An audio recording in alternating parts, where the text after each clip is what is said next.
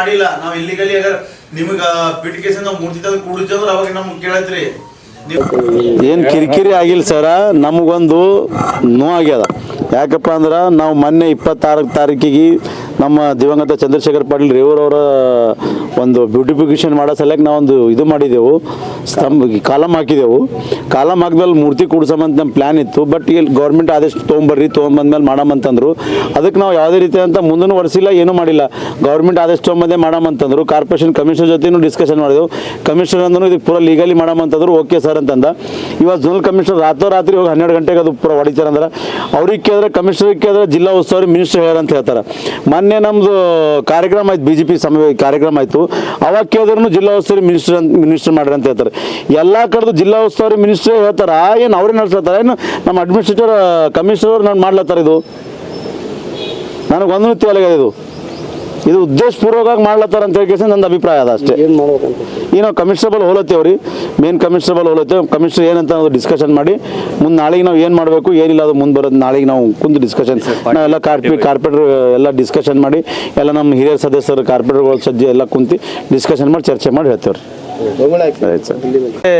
22 corporator जो आए zonal 1 को, हमारा जो दिवंगत चंद्रशेखर पाटिल रेवूर का एक हम मूर्ति स्थापना कर रहे थे, वो नहीं आता बोलने को हम जो कॉलम बनाए थे उसको आधा छोड़ दिए हम, गाइडलाइन के हिसाब से नहीं आता. वो एक्चुअली वो क्या है, वो ऑलरेडी अप्रूवल हुआ सो है वो जगह, हम उसको मूर्ति नहीं बिठा रहे थे. वो ब्यूटिफिकेशन के वास्ते हम बना रहे थे.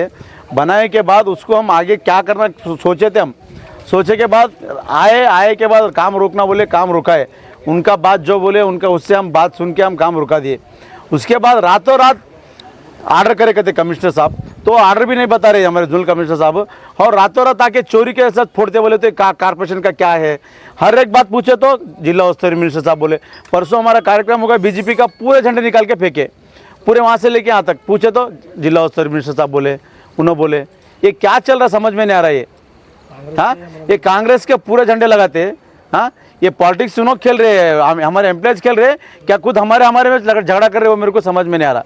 इसलिए मैं आज कमिश्नर साहब से जाके पूछने वाला हूँ. अभी हुआ क्या सर इशू अंदर? अभी इशू जो हो गया है हमको मालूम नहीं. कमिश्नर जो बोले वो हिसाब से हम निकाले बोल के हमारे जोनल कमिश्नर साहब बोले.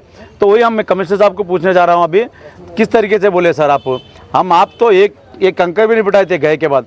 उसके बाद में जो हुआ सो है, रातों रात फोड़ने की क्या ज़रूरत है. हाँ, अगर हम तुम्हारे को आगे कोऑपरेशन करें नहीं करते बोले तो आगे हम खोलते निकालते बोले तो हम तुम्हारे को दे देते. हाँ, ये कोई आम इंसान का नहीं. ये 2 बार MLA हुआ सो है, 2 बार MLA हुआ सो है, उनका हम मूर्ति स्थापना कर रहे थे. क्या वो ऑलरेडी रेजुलेशन हुआ सो है, वो गार्डन का रेजुलेशन हुआ सो है, वो हिसाब से हम काम कर रहे थे उतना ही. उसका बाद में भी इस तरीके से करते बोले तो ये ऑफिसरों का और ये नया जो कांग्रेस सरकार का क्या चल रहा है हमको तो मालूम नहीं. अभी जाके हम पूछते कल क्या हमारे पूरे पार्टी लोगों के साथ डिस्कशन करके हमारे पूरे 55 कारपोरेटर के से भी हम और 24 हमारे BJP कारपोरेटर कितने हैं हम डिस्कशन करके क्या करना क्या नहीं आगे सोच के हम तुम्हारे को बोलते हैं.